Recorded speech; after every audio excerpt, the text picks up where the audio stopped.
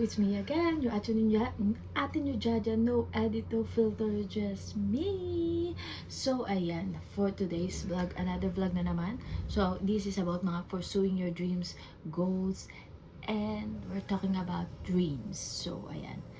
So, nasa stage ka ba ng life na pinaglalaban mo ang dreams mo?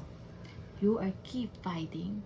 So, this video is for you. Let's talk about it. Okay, ano pang hinihintay nyo? So, ayan na nga. So, yung iba iniisip na matanda na sila, wala na silang pupuntahan, too late na. But no, age doesn't matter pagdating sa dreams. When it comes in dreams, age doesn't matter and you have to keep fighting for your dreams. While yung iba, they are not losing hope. I hope you also. You keep fighting for yourself. You can be your own hero. Okay? For example, you are the breadwinner and lagi kang pagod and you feel so tired, you feel so hopeless. Don't lose hope, okay? You call him. Mag-pray ka lang, mag-pray ng mag-pray.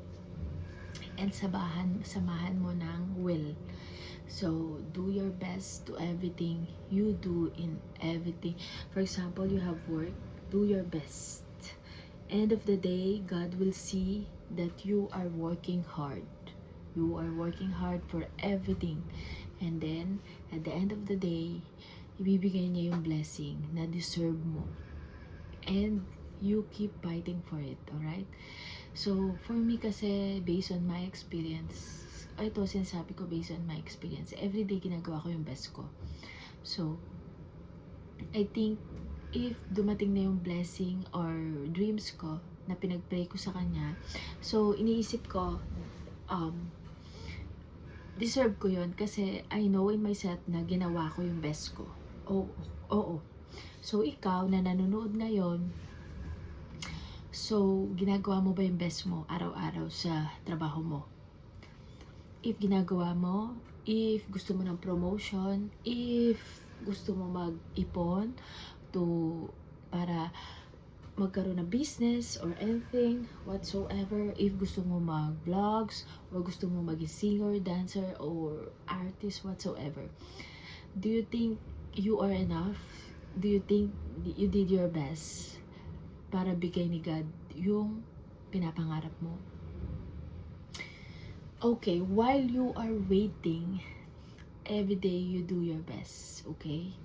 So, pag dumating na ang pangarap mo, so, you will grab it and you will say, I deserve this. Because pinaghirapan mo yon. You did your best, you work hard for it, and lagi mong tandaan, nothing is impossible with God. Just, kasi, para sa'yo yan. Okay? If hindi niya binigay naman yung dreams mo na yon, maybe, meron siyang para sa'yo na mas the best. Okay? Because He is the only one who knows what's best for us. So, you have to trust Him and wait for the God's perfect timing. Sorry about it, guys. So, medyo nangati ang aking eyes.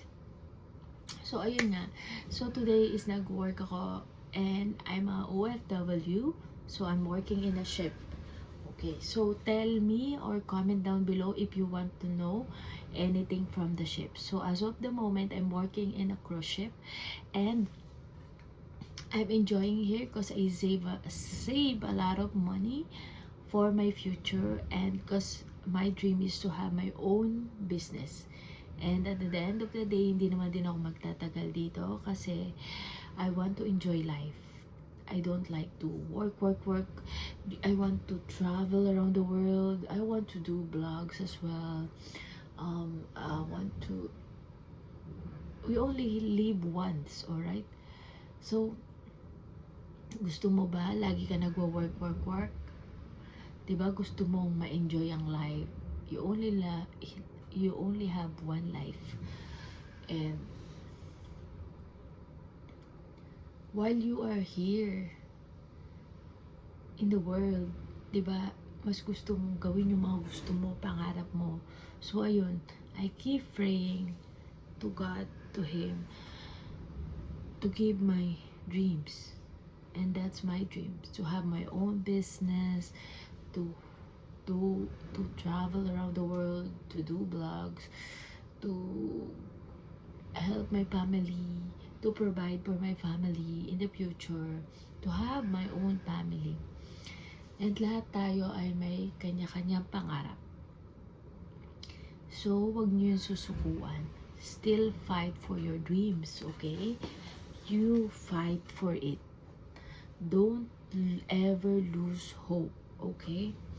If you feel that you don't have any chances, you feel down, next day is another day. You don't know what will happen in another day.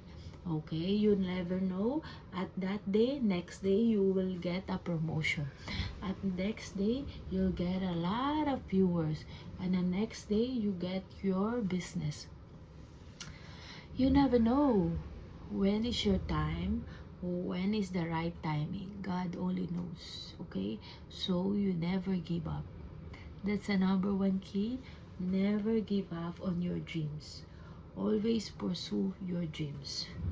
Don't pursue a man or anything or woman as of the moment if you cannot reach your dreams.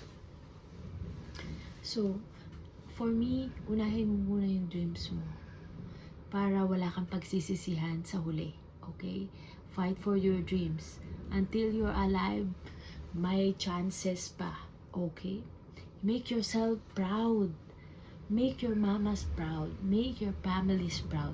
And most especially, make yourself proud. Alam ko na kaya mo yan. Kaya natin to. Soon, I will tell you kapag natupad na yung mga pangarap ko. One of my dreams is for my mama. Natupad ko na yun, nabigyan ko siya ng bahay at matatapos na yung bahay na yun. Yung hinuhulugan ko.